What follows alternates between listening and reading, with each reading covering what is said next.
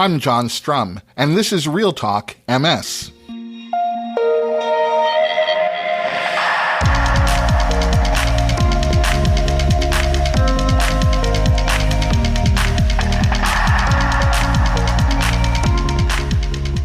It's May 19th, and we have a lot to talk about. When we talk about managing multiple sclerosis, our conversations naturally focus on things like disease-modifying therapies, mobility, MRI scans, and managing symptoms like fatigue. But today, we're shining a light on a critical aspect of MS wellness that doesn't get nearly enough attention: oral health. Living with MS can introduce a whole host of unexpected challenges to maintaining a healthy mouth. And beyond preventing tooth decay and gum disease, emerging research tells us that chronic oral inflammation, like periodontal disease, can actually trigger systemic inflammation throughout the entire body.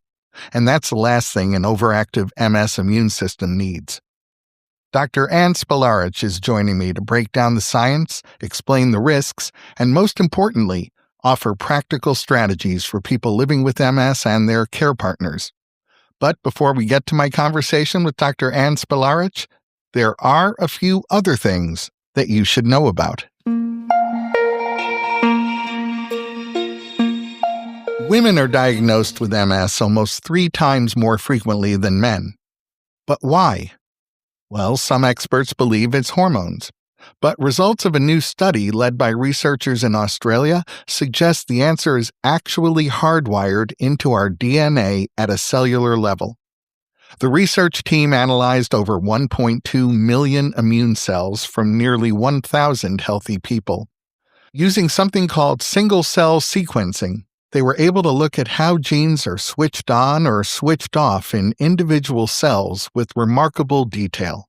And they identified more than 1,000 genetic regulatory mechanisms that operate differently in male and female immune cells. In women, the researchers found significantly higher levels of B cells and T cells. These are immune cells that play a significant role in MS. Importantly, the researchers found that inflammatory pathways were much more active in female cells, and these are the pathways that trigger demyelination. In men, the immune system looks different. Male immune cells showed more activity related to cellular maintenance and protein production. Medical research has often treated biological sex as a footnote. This data proves that a one-size-fits-all approach to treating MS and other autoimmune diseases really won't work. By understanding these 1,000 genetic differences, we can move a step closer to precision medicine, where a woman's treatment for MS could be specifically tailored to the way her female immune cells actually function, rather than settling for a generalized treatment. If you'd like to review the details of this study, you'll find that link in today's show notes.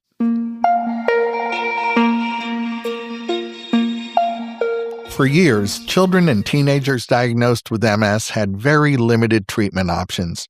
But that changed last week when the FDA approved Ocrevus for children and adolescents aged 10 and older with relapsing remitting MS.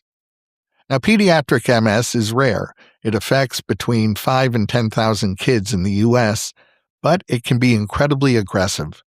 Until now, Gilenya was the only disease-modifying therapy approved by the FDA for this age group.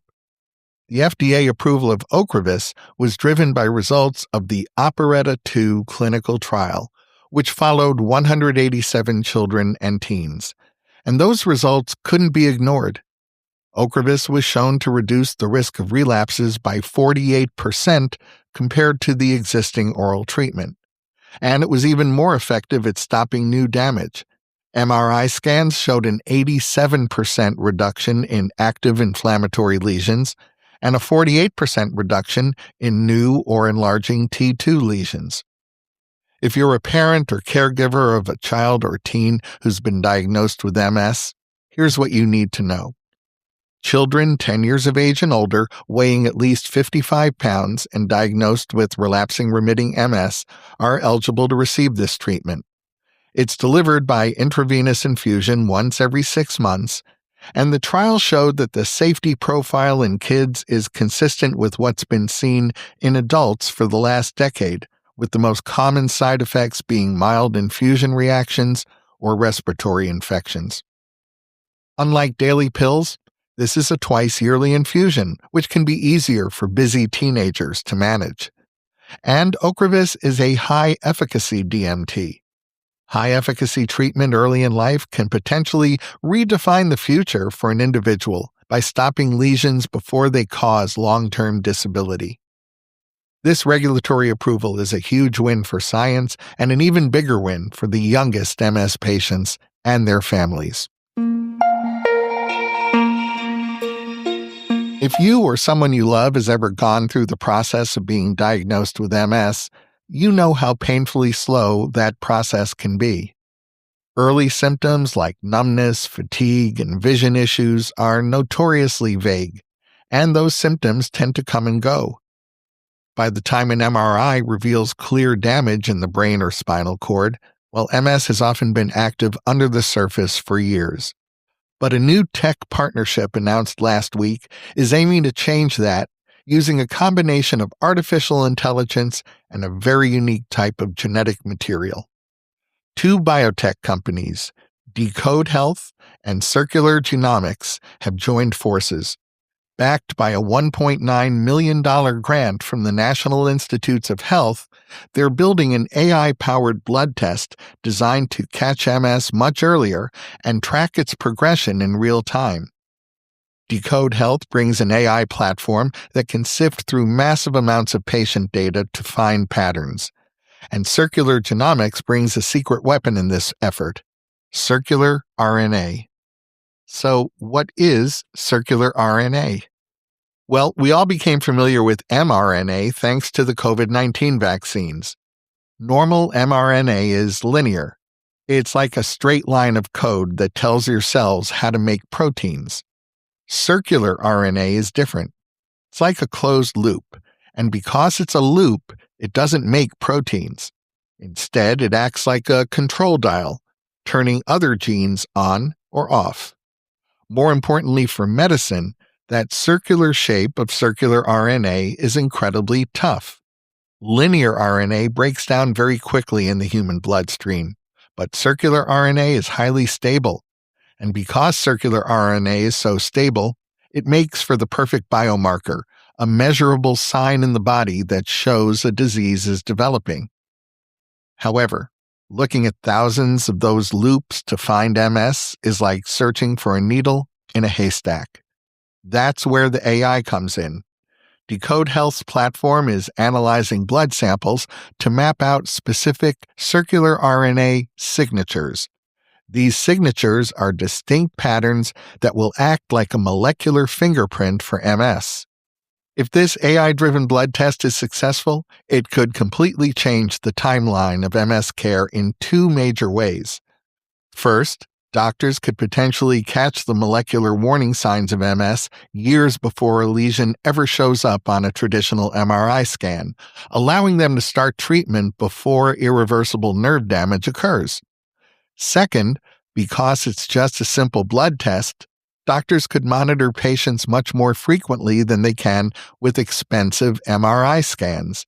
If a treatment stops working or an individual's disease starts to progress, the AI analysis will see the shift in the circular RNA signature immediately, allowing for that person's treatment plan to be changed in response. This initiative offers us a glimpse into the future of medicine, where AI isn't just writing our emails or creating cool-looking images, it's analyzing our blood to stop chronic diseases in their tracks. We'll keep a close eye on this work as it progresses. When we talk about MS, we often focus on the visible physical symptoms like mobility challenges, balance issues, or tremors. But if you talk to people living with MS, they'll often tell you that the most debilitating parts of the disease are completely invisible. Symptoms like severe depression and overwhelming fatigue. Standard antidepressants like SSRIs usually don't work well for people with MS because, as Dr. Anthony Feinstein explained in last week's episode of the podcast, MS-related depression isn't just psychological. It's driven by active physical neuroinflammation in the brain. The good news here is that another AI partnership that was announced last week is hoping to fast-track an oral pill specifically designed to manage those biological mechanisms driving MS-related depression and fatigue. The drug at the center of this story is an oral pill called azaliragon. Now, if that name sounds familiar to some of you, it's because azaliragon was originally developed years ago for Alzheimer's disease. It ultimately failed those clinical trials, but because it was tested on over 2,000 people, it's already been proven to be safe, well-tolerated, and it easily crosses the blood-brain barrier. Azaliragon works by blocking a specific protein in the body called the receptor for advanced glycation end products, better known by its acronym RAGE. RAGE acts like a master switch for inflammation.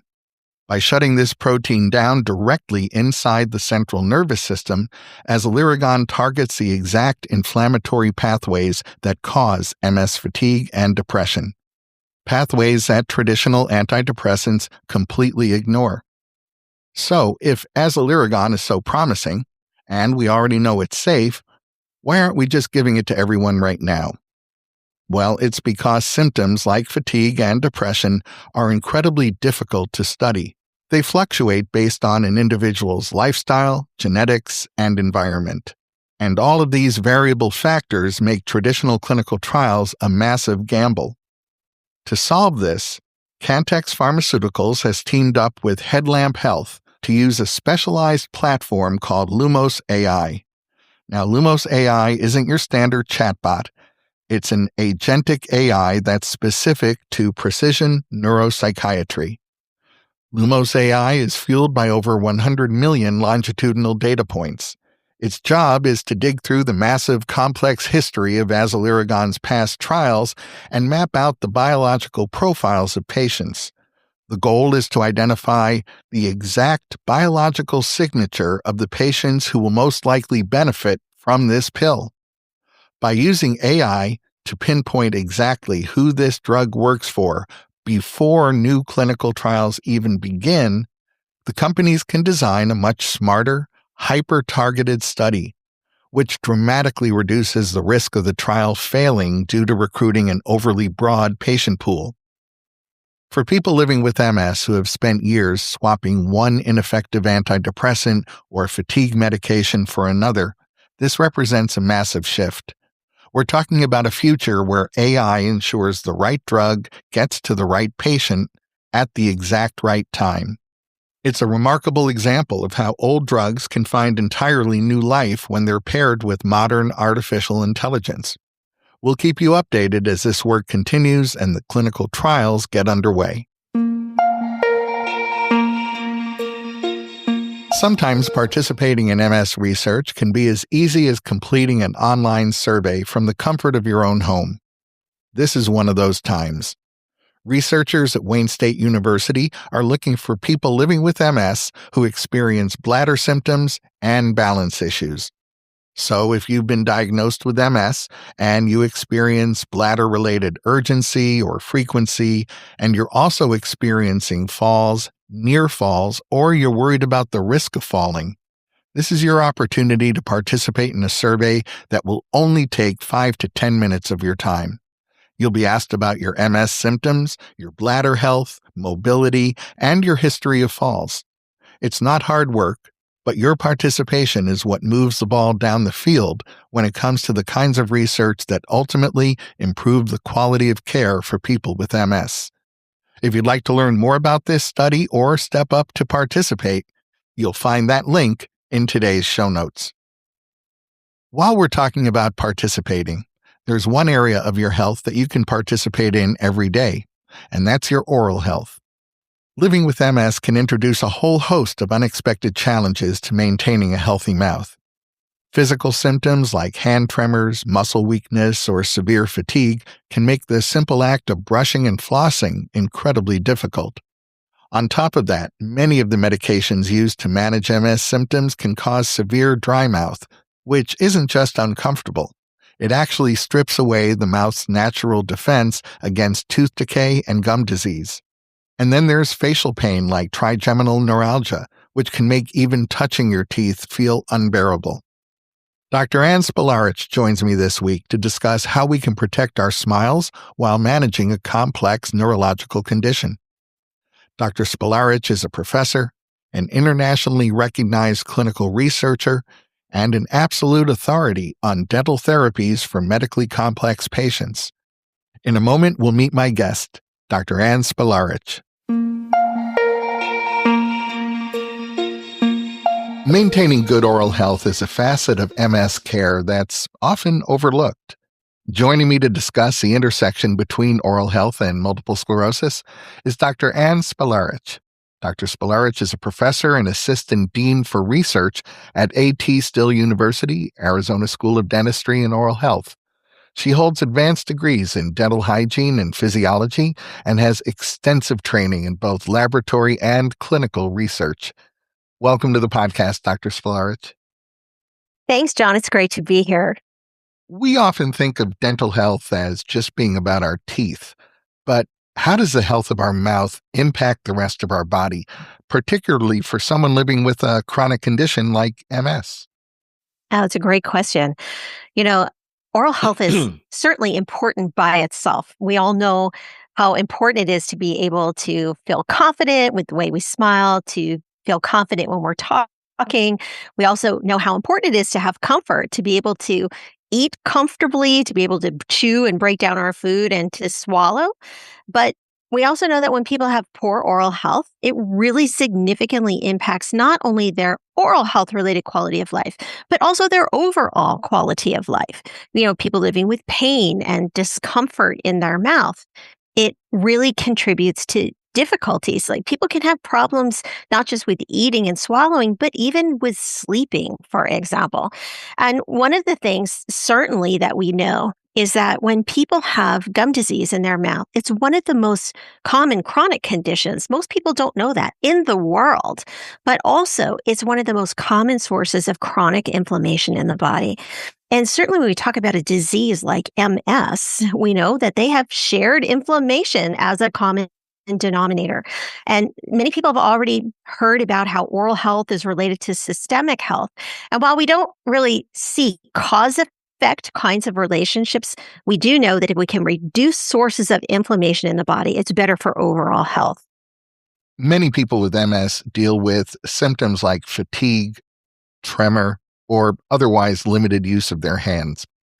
How can these symptoms make the simple act of brushing or flossing more difficult? And I guess most importantly, are there some workarounds? Yeah, absolutely. Because, if you're having a hard time gripping something or holding something, or maybe your dexterity has been affected, it's going to be really hard to be effective with your toothbrushing. Certainly going to be really hard with trying to floss your teeth, which takes a lot of dexterity. And also, if you have fatigue, it may mean that you're not having a really strong interest in doing all kinds of self-care activities, and mouth care is a big one. So some of the workarounds we can do is to invest in some tools that can help you to perform good daily oral hygiene. An easy switch is to use a toothbrush that has a wider handle. Many of the manufacturers that make dental products today, and you probably know the big companies that make toothpastes and toothbrushes, they make wide-handled toothbrushes, and I like them because they're molded and they're easier to keep clean as opposed to sticking your toothbrush in a tennis ball or a bicycle grip that can get a little nasty over time. You could use an electric toothbrush, a power toothbrush that naturally by design has a wider handle and is easier to hold. And you have to really kind of try out these devices. Many dental offices will have kind of sample products to look at and to hold to see if that might work for you. There's also even things like water flossers, which can be really terrific as long as you're not high risk for choking. If you're somebody and your MS has progressed where you're having significant swallowing problems, you have to be careful with water devices because we don't want to increase your risk for choking. And John, many people with MS may be familiar with weighted gloves, right? That help to offset the tremor. And feel free to use those when you're doing your oral hygiene as well. One of the significant symptoms when it came to impacting quality of life from my wife was tremor in both hands. And Mhm. the tremors were quite significant. So we went through the phase of wide handled toothbrushes and weighted Right. gloves and all the rest. And really, what it ended up being was I would hold an electric Mhm. toothbrush and Yes. brush her teeth for her every morning. Yes. Yes. And it's okay to ask for help and support with whatever you need. And this is why I love these power devices because they naturally do a lot of the work for you anyway. And it's really helpful if a caregiver's using it to hold it to help to clean your mouth. I love that example. Many MS medications can cause dry mouth. Why is saliva so important for protecting our teeth? And what can someone do if their mouth constantly feels dry?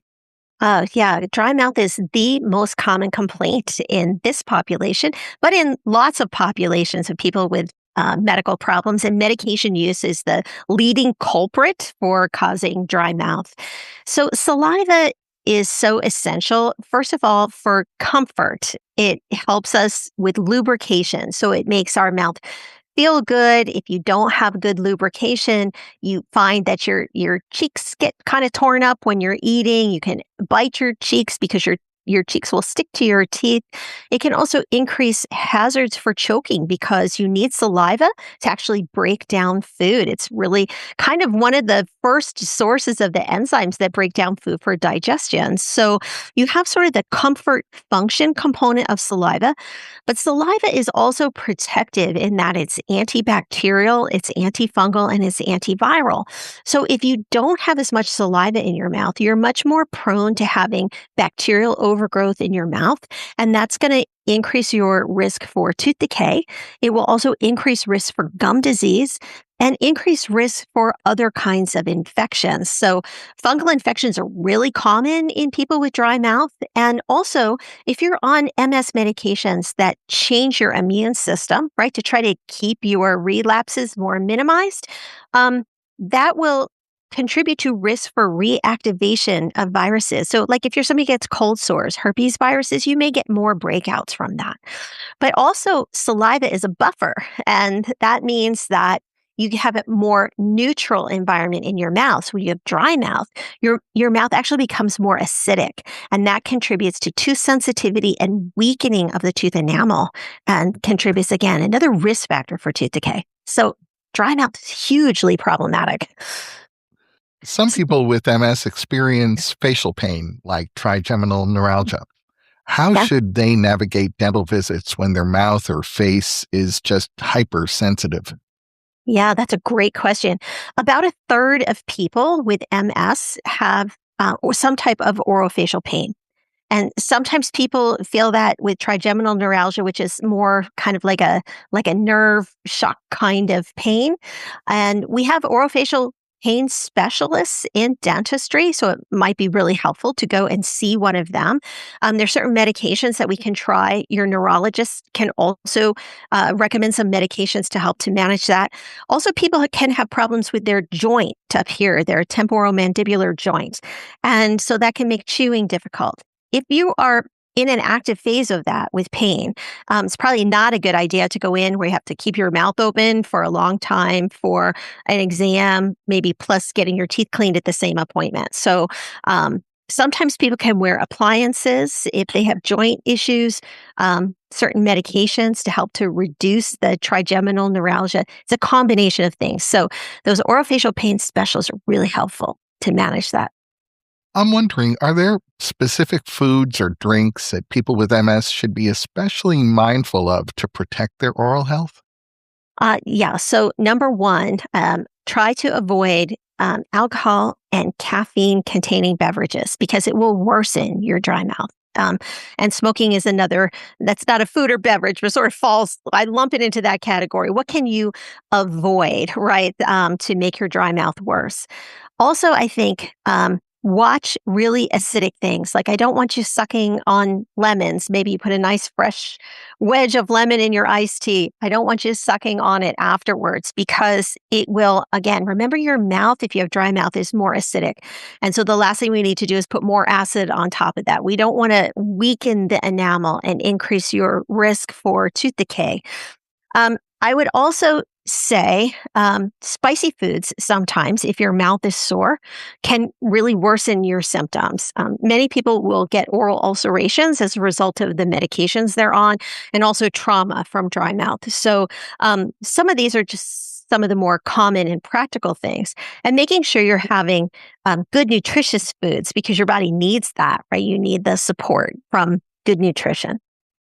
When I talk about people living with MS going to see their neurologist, I always mention that they ought to be more than the receiver of care. They should be a partner in their care. Yeah. And I'm wondering, how does that translate to the dentist office? How can a dental patient be a good partner in their care? Oh, I love this question because I actually talk a lot about this very same issue. You didn't even know that, John, when you asked me the question.